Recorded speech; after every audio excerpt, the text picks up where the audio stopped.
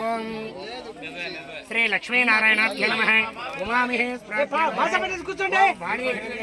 నమః ఓం సజీవనందరాభ్యో నమః.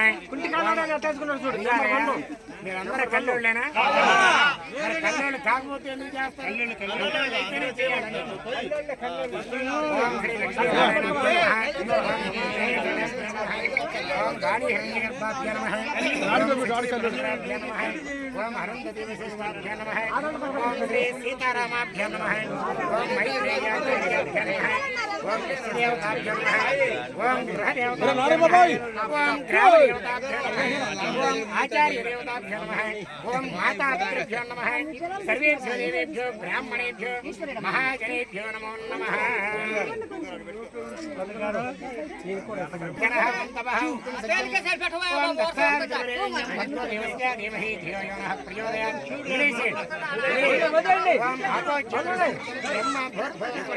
అందరూ కూడా మమ అనుకోండి.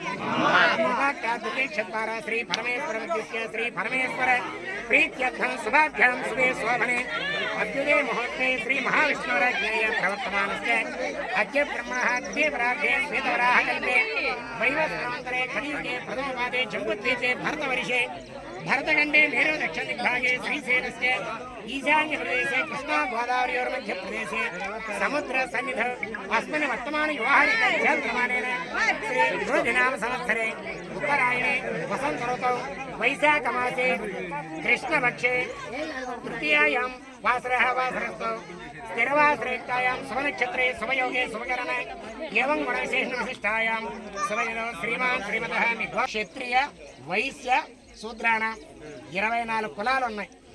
అయితే ఒక్కొక్క కులానికి ఒక్కొక్క దేవుడు ఉన్నాడు. అయితే మీ నాయుళ్ళల్లో కాపుల్లో కూడా రకరకాల దేవుళ్ళు ఉన్నారు.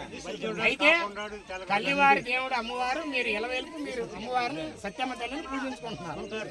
అది ఏ రోజు పడితే ఆ రోజు చేయడానికి, ఎప్పుడు పడితే అప్పుడు చేయడానికి కుదిరేది కాదు. అందరూ కూడా ఒకే కుటుంబం కాబట్టి, అందరూ ఒకే ఇంటి పేరు, ఒకే గోత్రం, ఒకే ఇది కాబట్టి ఈ సత్యమ్మ తల్లిని కొలుచుకుంటున్నారు. కాబట్టి 5 సంవత్సరాలకు ఒకసారి అమ్మవారికి కొలుపులు చేసేది దేనికయ్యా అంటే, మీ ఇంట్లో మగపిల్లలు పుట్టి వాళ్ళకి పిల్లలు పుట్టి మీరు ఇల్లు, వ్యవసాయం, పాడి పంట, మత్స్య సంపద అన్నీ గొడ్డు గోద అన్నీ కూడా శుభంగా ఉండి 10 మందికి భోజనం పెట్టే ఉన్నత స్థితికి చేరుకోవాలమ్మా.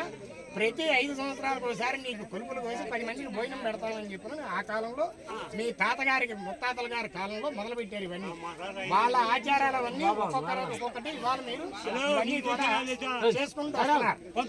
ఇదంతా దేనికోసమయ్యా అంటే రకరకాల ఇంటి పేర్లు ఉన్నాయి. ఎవరి ఇంటి పేరుకి వాళ్ళకి